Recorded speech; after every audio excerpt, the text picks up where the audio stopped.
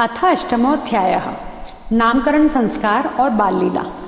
श्री सुखदेव जी कहते हैं, परीक्षित, यदुवंशियों के कुल पुरोहित थे श्री गर्गाचार्य जी। वे बड़े तपस्वी थे। वसुदेव जी की प्रेरणा से वे एक दिन नंद बाबा के गोकुल में आए। उन्हें देखकर नंद बाबा को बड़ी प्रसन्नता हुई। वे हाथ जोड़कर उठ खड़े हुए, उनके चरणों में प्रणाम किया। इसके बाद ये स्वयं भगवान ही हैं, इस भाव से उनकी पूजा की। जब गर्गाचार्य जी आराम से बैठ गए और विधि पूर्वक उनका आतिथ्य सत्कार हो गया, तब नंद बाबा ने बड़ी ही मधुर वाणी से उनका अभिनंदन किया और कहा, भगवान, आप तो स्वयं पूर्ण काम हैं, फिर मैं आपकी क्या सेवा करूं? आप जैसे महात्माओं का हमारे जैसे गृहस्थों के घर आना ही हमारे परम कल्याण का कारण है। हम तो घरों में इतने उलझ रहे हैं और इन प्रपंचों में हमारा चित्त इतना दीन हो रहा है कि हम आपके आश्रम तक जा भी नहीं सकते।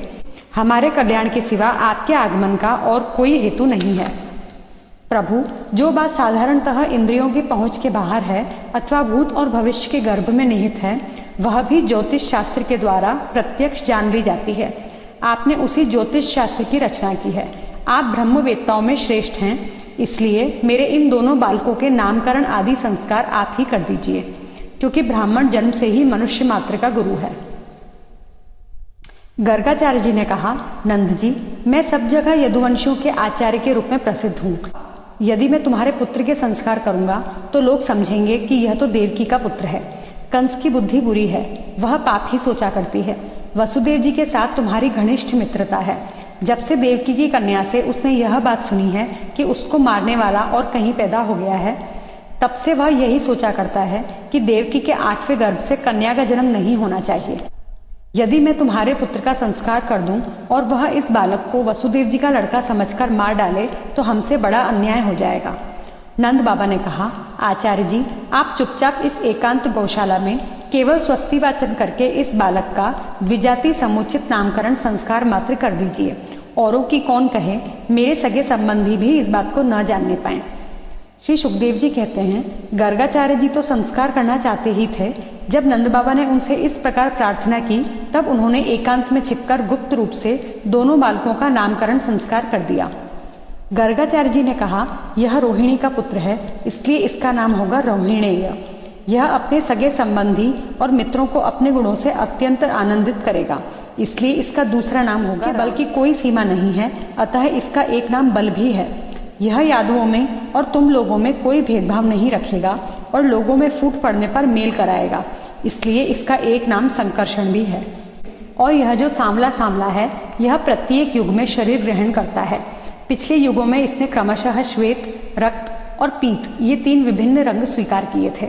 अब कि यह कृष्ण वर्ण हुआ है, इसलिए इसका नाम कृष्ण होगा। नंद जी, यह तुम्हारा पुत्र पहले कभी वसुदेव जी के घर भी पैदा हुआ था, इसलिए इस रहस्य को जानने वाले लोग इसे श्रीमान वासुदेव भी कहते हैं। तुम्हारे पुत्र के और भी बहुत से नाम हैं तथा रूप भी अनेक हैं। इसके जितने गुण हैं और जितने कर्म, उन सबके अनुसार अलग अलग नाम पड़ जाते हैं। मैं तो उन नामों को जानता हूँ, परंतु संसार के साधारण लोग नहीं जानते। यह तुम लोगों का परम कल्याण करेगा।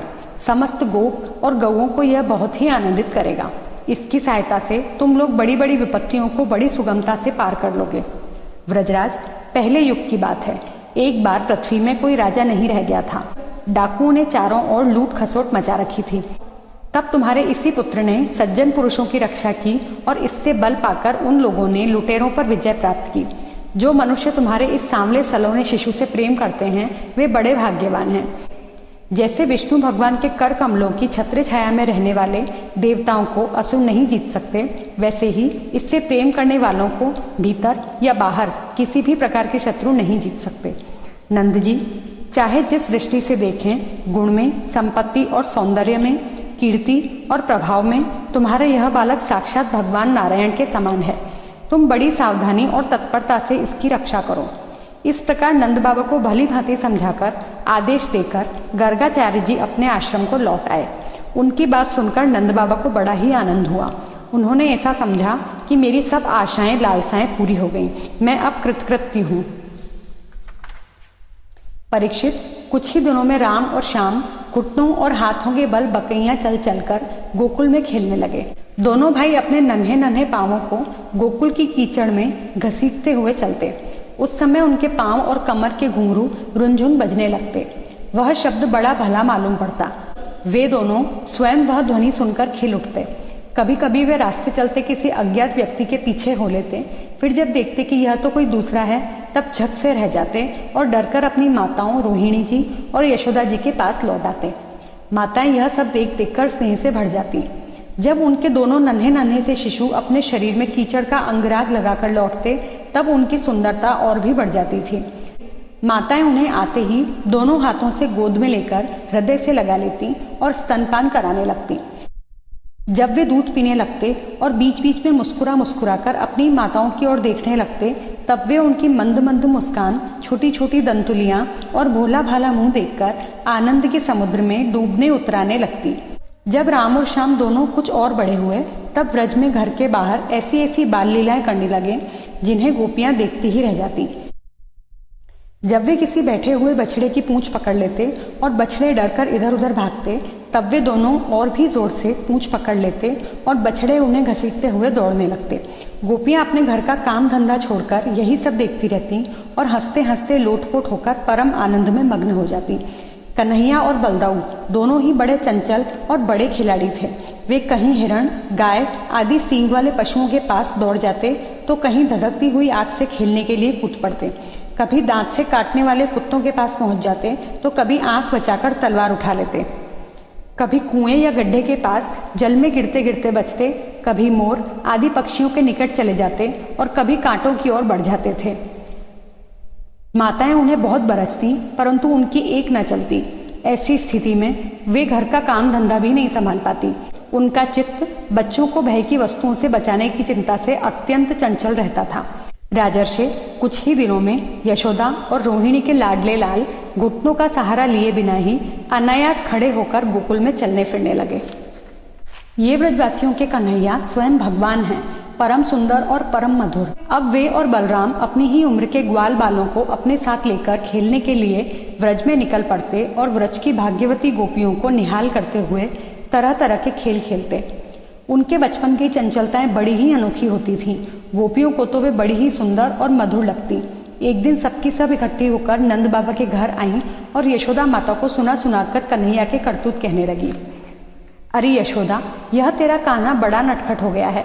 गाय धोने का समय न होने पर भी यह बछड़ों को खोल देता है और हम डांटती हैं तो ठठा ठठा कर हंसने लगता है। यह चोरी के बड़े बड़े उपाय करके हमारे मीठे मीठे दही दूध चुरा चुरा कर खा जाता है। केवल अपने ही खाता तो भी एक बात थी, यह तो सारा दही दूध वानरों को बांट देता है और जब वे भी पेट भर जाने पर नहीं खा पाते तब यह हमारे माटों को ही फोड़ डालता है। यदि घर में कोई वस्तु इसे नहीं मिलती तो यह घर और घर वालों पर बहुत खींचता है और हमारे बच्चों को रुलाकर भाग जाता है। जब हम दही दूध को छीकों पर रख देती हैं और इसके छोटे छोटे हाथ वहां तक नहीं पहुंच पाते तब यह बड़े बड़े उपाय रचता है। कहीं 2-4 पीढ़ों को एक के ऊपर एक रख देता है, कहीं ऊखल पर चढ़ जाता है तो कहीं ऊखल पर पीढ़ा रख देता है। कभी कभी तो अपने किसी साथी के कंधे पर भी चढ़ जाता है। जब इतने पर भी काम नहीं चलता तब यह नीचे से ही उन बर्तनों में छेद कर देता है। इसे इस बात की पक्की पहचान रहती है कि किस छीके पर किस बर्तन में क्या रखा है और ऐसे ढंग से छेद करना जानता है कि किसी को पता तक न चले। जब हम अपनी वस्तुओं को बहुत अंधेरे में छिपा देती हैं तब नंदरानी, तुमने जो इसे बहुत से मणिमय आभूषण पहना रखे हैं उनके प्रकाश से अपने आप ही सब कुछ देख लेता है। इसके शरीर में भी ऐसी ज्योति है कि जिससे इसे सब कुछ दिख जाता है। यह इतना चालाक है कि कब कौन कहाँ रहता है इसका पता रखता है और जब हम सब घर के काम धंधों में उलझी रहती हैं तब यह अपना काम बना लेता है। ऐसा करके भी ढिठाई की बातें करता है, उल्टे हमें ही चोर बनाता और अपने घर का मालिक बन जाता है। इतना ही नहीं, यह हमारे लिपे पुते स्वच्छ घरों में मूत्र आदि भी कर देता है। तनिक देखो तो इसकी ओर, वहां तो चोरी के अनेकों उपाय करके काम बनाता है और यहाँ मालूम हो रहा है मानो पत्थर की मूर्ति खड़ी हो। वारे भोले भाले साधु। इस प्रकार गोपियां कहती जाती और श्री कृष्ण के भीत चकित नेत्रों से युक्त मुख कमल को देखती जाती। उनकी यह दशा देखकर नंदरानी यशोदा जी उनके मन का भाव ताड़ लेती और उनके हृदय में स्नेह और आनंद की बाढ़ आ जाती। वे इस प्रकार हंसने लगती कि अपने लाडले कन्हैया को इस बात का उल्हाना भी न दे पाती, डांटने की बात तक तो सोच भी नहीं पाती। एक दिन बलराम आदि ग्वाल बाल श्री कृष्ण के साथ खेल रहे थे। उन लोगों ने माँ यशोदा के पास आकर कहा, माँ, कन्हैया ने मिट्टी खाई है। हितैषिणी यशोदा ने श्री कृष्ण का हाथ पकड़ लिया। उस समय श्री कृष्ण की आंखें डर के मारे नाच रही थी। यशोदा मैया ने डांट कर कहा, क्यों रे नटखट, तू बहुत ढीठ हो गया है। तूने अकेले में छिपकर मिट्टी क्यों खाई? देख तो तेरे दल के तेरे सखा क्या कह रहे हैं। तेरे बड़े भैया बलदाऊ भी तो उन्हीं की ओर से गवाही दे रहे हैं। श्री कृष्ण ने कहा, माँ, मैंने मिट्टी नहीं खाई, ये सब झूठ बोल रहे हैं। यदि तुम इन्हीं की बात सच मानती हो तो मेरा मुंह तुम्हारे सामने ही है, तुम अपनी आंखों से देख लो। यशोदा जी ने कहा, अच्छी बात है, यदि ऐसा है तो मुंह खोल। माता के ऐसा कहने पर भगवान श्री कृष्ण ने अपना मुंह खोल दिया।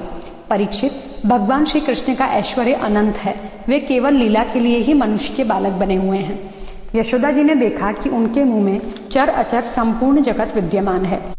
आकाश, दिशाएं, पहाड़, द्वीप और समुद्रों के सहित सारी पृथ्वी, बहने वाली वायु, वैद्युत, अग्नि, चंद्रमा और तारों के साथ संपूर्ण ज्योतिर्मंडल, जल, तेज, पवन, वियत, वैकारिक अहंकार के कार्य देवता, मन, इंद्रिय, पंच तन्मात्राएं और तीनों गुण श्री कृष्ण के मुख में दिख पड़े। परीक्षित, जीव, काल, स्वभाव, कर्म, उनकी वासना और शरीर आदि के द्वारा विभिन्न रूपों में दिखने वाला यह सारा विचित्र संसार, संपूर्ण व्रज और अपने आप को भी यशोदा जी ने श्री कृष्ण के नन्हे से खुले हुए मुंह में देखा। वे बड़ी शंका में पड़ गईं। वे सोचने लगी कि यह कोई स्वप्न है या भगवान की माया। कहीं मेरी बुद्धि में ही तो कोई भ्रम नहीं हो गया है। संभव है मेरे इस बालक में ही कोई जन्मजात योग सिद्धि हो, जो चित्त, मन, कर्म और वाणी के द्वारा ठीक ठीक तथा सुगमता से अनुमान के विषय नहीं होते हैं। यह सारा विश्व जिनके आश्रित है, जो इसके प्रेरक हैं और जिनकी सत्ता से ही इसकी प्रतीति होती है, जिनका स्वरूप सर्वथा अचिंत्य है, उन प्रभु को मैं प्रणाम करती हूँ। यह मैं हूँ और ये मेरे पति तथा यह मेरा लड़का है। साथ ही मैं ब्रजराज की समस्त संपत्तियों की स्वामिनी धर्मपत्नी हूँ। ये गोपियाँ, गोप और गोधन मेरे अधीन हैं। जिनकी माया से मुझे इस प्रकार की कुमति घेरे हुए है, वे भगवान ही मेरे एकमात्र आश्रय हैं। मैं उन्हीं की शरण में हूँ। जब इस प्रकार यशोदा माता श्री कृष्ण का तत्व समझ गईं, तब सर्वशक्तिमान सर्वव्यापक प्रभु ने अपनी पुत्र स्नेहमयी वैष्णवी योगमाया का उनके हृदय में संचार कर दिया। यशोदा जी को तुरंत वह घटना भूल गई। उन्होंने अपने दुलारे लाल को गोद में उठा लिया। जैसे पहले उनके हृदय में प्रेम का समुद्र उमड़ता रहता था, वैसे ही फिर उमड़ने लगा। सारे वेद, उपनिषद, सांख्य, योग और भक्तजन जिनके महात्म्य का गीत गाते गाते अघाते नहीं, उन्हीं भगवान को यशोदा जी अपना पुत्र मानती थी। राजा परीक्षित ने पूछा, भगवान, नंद बाबा ने ऐसा कौन सा बहुत बड़ा मंगलमय साधन किया था और परम भाग्यवती यशोदा जी ने भी ऐसी कौन सी तपस्या की थी जिसके कारण स्वयं भगवान ने अपने श्रीमुख से उनका स्तनपान किया। भगवान श्री कृष्ण की वे बाल लीलाएं जो वे अपने ऐश्वर्य और महत्ता आदि को छिपाकर ग्वाल बालों में करते हैं, इतनी पवित्र हैं कि उनका श्रवण कीर्तन करने वाले लोगों के भी सारे पाप ताप शांत हो जाते हैं। त्रिकालदर्शी ज्ञानी पुरुष आज भी उनका गान करते रहते हैं। वे ही लीलाएं उनके जन्मदाता माता पिता देवकी वसुदेव जी को तो देखने तक को न मिली और नंद यशोदा उनका अपार सुख लूट रहे हैं। इसका क्या कारण है? सुखदेव जी ने कहा, परीक्षित, नंद बाबा पूर्व जन्म में एक श्रेष्ठ वसु थे। उनका नाम था द्रोण और उनकी पत्नी का नाम था धरा। उन्होंने ब्रह्मा जी के आदेशों का पालन करने की इच्छा से उनसे कहा, भगवान, जब हम पृथ्वी पर जन्म दें तब जगदीश्वर भगवान श्री कृष्ण में हमारी अनन्य प्रेममयी भक्ति हो, जिस भक्ति के द्वारा संसार में लोग अनायासी दुर्गतियों को पार कर जाते हैं। ब्रह्मा जी ने कहा, ऐसा ही होगा। वे ही परम यशस्वी भगवान में द्रोण व्रज में पैदा हुए और उनका नाम हुआ नंद, और वे ही धरा इस जन्म में यशोदा जी के नाम से उनकी पत्नी हुई। परीक्षित, अब इस जन्म में जन्म मृत्यु के चक्र से छुड़ाने वाले भगवान उनके पुत्र हुए और समस्त गोप गोपियों की अपेक्षा इन पति पत्नी नंद और यशोदा जी का उनके प्रति अत्यंत प्रेम हुआ। ब्रह्मा जी की बात सत्य करने के लिए भगवान श्री कृष्ण बलराम जी के साथ व्रज में रहकर समस्त व्रजवासियों को अपनी बाल लीला से आनंदित करने लगे। इति श्रीमद्भागवते महापुराणे पारमहंस्यां संहितायां दशम स्कंधे पूर्वार्धे विश्वरूप दर्शने अष्टमो अध्यायः।